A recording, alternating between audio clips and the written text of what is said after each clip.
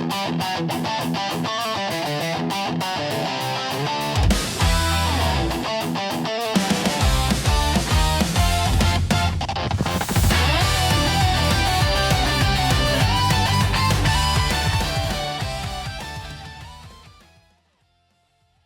sometimes we all need our security blanket. And for Giants fans is probably not the most securest of security blankets, but remember Eli Manning was your last winning quarterback. And he ended his career with a 500 record. And since then, you guys have been trying to figure it out. Daniel Jones is exceeding somewhere else. So, very much like the Jets, you're also realizing your first round pick might be better elsewhere. You guys are building a team that's somehow not working.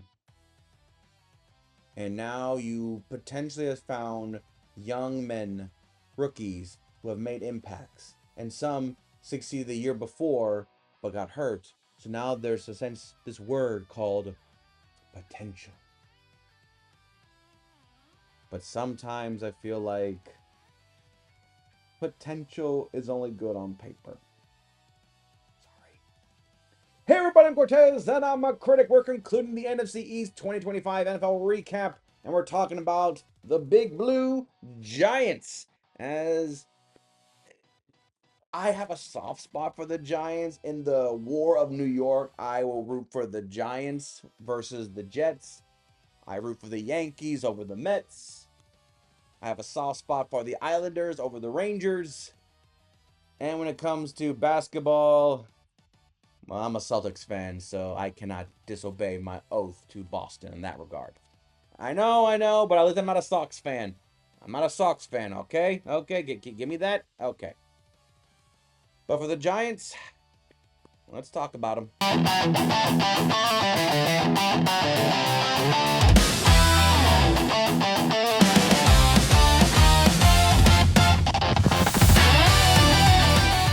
So the big news for the Giants, we all know, is that Harbaugh is now a Giant. Out of all the franchises I thought he would go to, Atlanta was probably my top choice because of all the beautiful pieces already assembled. And the NFC South kind of sucks, so it feels like, ooh, I have a bunch of talented players, and the division sucks. I can go 13-4 and basically rule the NFC South. Yes! But he went to the Giants. Probably one of the most controversial divisions in football. Because I remember the day when they were known as the NFC least. And then there are times where it's like they are the cornerstone of the NFL's identity. That's why when I hear terms like, let's realign the NFL, let's do a realignment. And I agree with the NFL realignment. Let's make some teams closer to make it easier for fans to travel. But the big factor will be is that means the Dallas, Giants, Washington, Philadelphia thing will be reassembled. And I feel like we can't do that. As weirdly as that is, for Dallas being so far from the other three teams, the rivalry has built the NFL's legacy and history. So that's where the argument for me sometimes dies is, well, if we don't do every division realignment, then we can't do it. But that means destroying the rivalry that has built its legacy. So that's what will never happen. Plus, ownerships don't care. They really don't care. So for the Giants going into the season, like I said, this is before the Harbaugh era. So let's wind the clock back. You guys got some great acquisition. I was a big Cam Scadaboo fan from ASU. I call him my mini All-Star, and a lot of people saw the comparison, so therefore I was kind of like, I'm not that far off. And then I saw his leg and an injury, and I was like,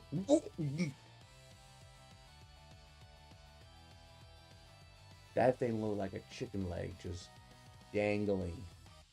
And all I'm thinking is, the shock is kicking in because it's probably numbing the pain right now. Just seeing it dangle. And then you see Jackson Dart come in, and he's like a fresh air. And you're like, why is he not sliding? Why is he being overly aggressive? And he's like, I'm not gonna change. I'm like, please do, dude, please change, man. Come on, because right now the Giant fans are thinking, so who are we gonna draft in 2030? This might not last that long. And then remember, this is a team that got Abdul Carter, the pass rushing menace. I vaguely heard his name during the season. I felt the biggest thing I heard about him was his number, where he, like, I guess reluctantly picked a number. I mean, he couldn't pick number 11. There's a bunch of numbers he could have picked, so that. And then looking at the stat wise here for Carter, he had 4 sacks in 17 games. This was the guy we felt like was going to eventually become the guy. I mean, he did better than Thibodeau, so it might be a trade casualty. Brian Burns at least showed his promise with 16 and a half sacks.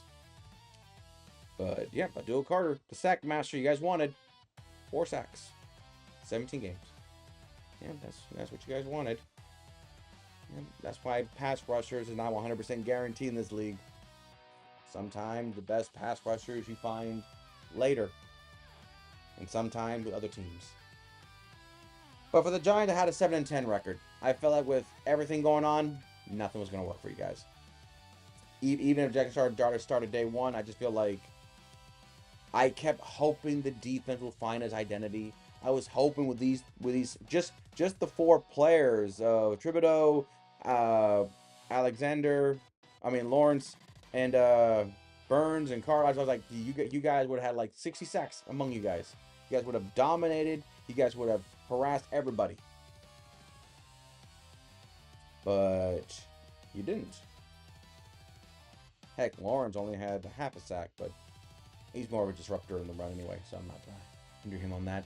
But I felt like on paper, this defensive front was going to be the reason why you guys won probably more than 7 games. But I said 7 at best. 4-13 of you guys really, really sucked. That's when all the experiments just failed. When Malik Neighbors went down, I was like, great. Because then when Jackson Dart showed up, you're like, cool. Now we won't even know what the Malik Neighbors and Jackson Dart chemistry is going to work out. And then Scadaboo's gone. And you're like, we can't even see the potential of this team because all their players are getting hurt and the quarterback keeps diving headfirst into traffic. We don't know what they are. And now we're going to this going, we got Harbaugh. I'm like, cool. That's like putting a to be determined label on a calendar. To be determined how good we are. To be determined. And we don't know how much they can do this year to change it. The NFC East is a lot more competitive than they expected. At least I think it is. So, and you guys went 4-13. So congratulations, you win for the worst. And there are times where I felt like, man, 4-13. And you were like, you sure it's 4-13? Because then you start checking. It's like, yeah, it's 4-13. Yeah, I'm like, man, it just feels like they probably won like 6 games. Like you felt like they won a little bit more. And you're like, yeah. And then you look at the schedule and start looking at the scores, and you're like, yeah, 4-13, 4-13, yeah. And then you go to, but their best game was good. Week 6 against Philadelphia. For the NFC East, I feel like if you guys will be happy with a 6-11 record as long as those 6 wins come against your division foes. I feel like there are some fans that be like, we did have a losing season, but we swept everyone in our division. And I feel like that to me is like the culmination of, I'm okay. The season wasn't great, but we swept the Cowboys, we swept Philadelphia, and we swept the Commanders. I feel like for Giants fans, they would have accepted that this year. Or last year. Not every year, but at least for now they would accept it. And the big one for Philadelphia is more of a case of, yes, we're happy for Scadaboo. Yes, we're happy for Dart.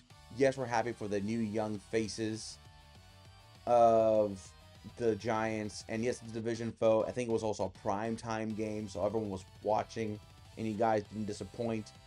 But I have to be that critic in the corner going, was this a good win for the Giants or a bad performance by Philadelphia? Because Philadelphia didn't play good that game. Philadelphia thought they had something. They probably had that feeling. It was like, say, this is the Giants. We got them. But then when the Giants went up 13-3, I was like that guy on the couch where you look at your buddy going, "You okay? You're very quiet over there. You okay? You've been awfully quiet." And he's like, "I'm fine. I'm fine. I'm fine." And then when they went up 17-13, it was like, I told you, don't arrest me. Yeah. Then he saw the Scatterboo touchdowns. And then he go back over going, "You're awfully quiet over there. Are you okay? You're awfully quiet." And then when the game is done, he leaves, doesn't say a word, and then he slams the door, and then you hear him just saying, "Mother!" And you're like, he's okay. He's okay. He's fine. He's fine. Because not only was it a loss to a Giants team with rookies all over the place, it was a division foe. It was a primetime slot. And basically the whole world saw it. And like I said, the big debate I heard was this the Giants' victory or an Eagles' loss? And I can't help but feel like I'm not a fan of viewing it and saying, well, Philadelphia blew the game. I'd be like, if Philadelphia blew the game, then the 17-13 lead would never have happened. The game would have been 34-3, and then the Eagles would have scored 2 touchdowns at the end for garbage time. No. Philadelphia was competitive, and then the Giants adjusted, and the Eagles just weren't able to take back. Especially that interception in the red zone that really just turned the game away. But this is why I say it's the Giants' victory, and it just felt like, it just feels like, I don't know, man, there's something just feels like Scatterboo and Jackson are thinking like, the lights are on us. It's not too bright. And Eagles are like, it just felt like the Giants were like, we got this. And they did. It was a good win for us. And it showed the potential of it. And my biggest hatred about it was that, man, Malik Neighbors didn't get a chance to thrive with these 2 young men this year. Man, could you imagine the 300 monster of Jackson, Cam, and Neighbors? Just could you imagine? Hope for next year. And guess what? They got Likely, the tight end. So now we might have a 4-headed monster, and you got a good coach in Harbaugh. So there's hope. Also, if Jackson Dart plays better than Lamar Jackson, I think we can safely say it was Lamar Jackson's fault. Just saying. Your worst game was week 7. The literal next week. Well, then that led to like a multiple month losing streak. It was against the Denver Broncos. Now, I don't have to say much. But I think in any level of football, you give up 33 points in 1 quarter. That's all you got to say. That's all you got to say. It's like, wow, the team blew the lead. How the team lost? They gave up 33 points in 1 quarter. Seriously? Yeah.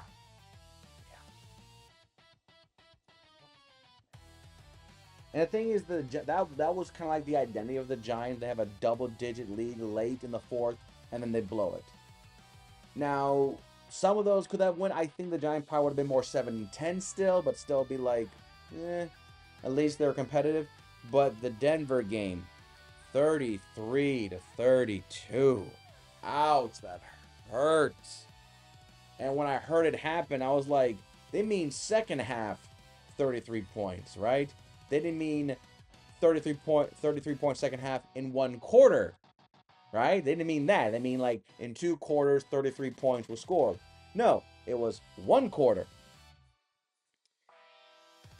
And you're like, no. It was 19-0 Giants. And you're like, no.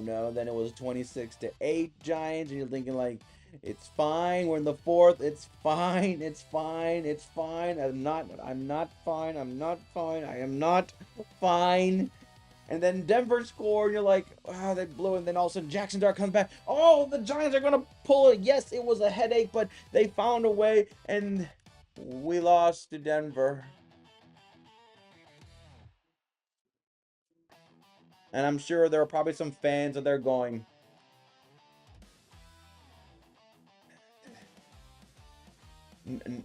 I don't care. I don't care. Everything is negative. Everything is. I don't care about the positives. But Jackson and I don't care. I don't care. I don't care. I don't care. I don't care. I don't care. I don't care. I don't care about excuses. I don't care. And this is what scares me too is that the defensive player that the Giants have, especially when it comes to sacking quarterbacks and forcing errant throws, just feels like they didn't do anything. Or they tried, and Bo Nix outdueled that front five of defensive players that they got. Really? Oh man, that's what I felt like. That was terrible. MVP for the Giants. It goes to the fans again. I can put Jackson Dart up there too if I want to. I can probably give a little nod to Scattaboo. Maybe give some to Robinson, but Robinson's gone, so. But I feel like I give it to the fans. You got Harbaugh. The future's bright. And the fans is you got rid of your head coaching situation. That includes the whole Daniel Jones situation. That stench is kind of in the past. So the MVP is the fans for sticking with them, for hoping and seeing the potential. The fans, you deserve all the credit you got, especially during those games where you guys witnessed, whether at the stadium or on the TV or at the bar, you just felt like, yeah, but at least the future looks bright. You guys are the MVP for sticking with them to the very end. Grade for the Giants, I'm giving them a D. There's so much talent on this team, especially on the defense, that I just don't know why. The past 2 seasons, I've been hoping the Giants would be like a top 10 defense. At least when it comes to the passing department, sacking quarterbacks, forcing quick throw that leads to interceptions. Like, I was just like, this Giants team on paper looks to be dangerous against anyone that dares to throw the ball because they won't have enough time to throw the ball. They'll be sacked. They'll be pressured. They'll be ripped to shreds. Disappointing. It's a D because you guys weren't mediocre. It's a D for disappointment. The letdown, the comebacks, the blown leads. Disappointment. But I'm still leaving it as potential hope. Draft. Harbaugh's in charge. So there are some draft suggestions that I'll be like, I can try to get a feel of what Harbaugh wants to do. And there's a part of me that I feel like this is an out there. I know they got Scattaboo. I know they got Jones. I know. But hear me out. What if in the 5th overall pick, the Giants select Jeremiah Love, running back Notre Dame? He's a playmaker, another star. Cam Scattaboo doesn't have to be rushed in. Cam Scattaboo becomes the 1-2 punch. I know he may not want that, but trust me, a 1-2 punch of this, thunder and lightning type of front will help out Jackson Dart. I mean, he has likely the tight end. He's getting neighbors who can build that chemistry. Just saying, think about it. Or if you want to protect your future from himself, with a 5th overall pick, maybe get Cardinal Tate, the wide receiver out of Ohio State. Maybe give him out. Maybe give him another new toy. Or give him any one of those other receivers that might be available. Robinson's gone, and Neighbors coming back. This is the case of giving your young quarterback a new toy for the next 10 years, right? And Hidden Proctor, I know is a top 5. But maybe get Proctor, the offensive tackle from Alabama. Maybe get another offensive tackle from the other picks, but like I said, maybe want to protect your quarterback from himself by protecting him so he doesn't worry about scrambling every time he feels the slightest bit of uncomfort. Just saying. But that's the Giants. That's the entire NFC East. We're going to go to the NFC North. And we're going to go to the highest point of the North, Minnesota. As we're going to talk about the Vikings, as they are now having major regrets. And we will laugh at them together. So until next time, I'm Cortez, and I'm a critic. Thank you so very much for watching.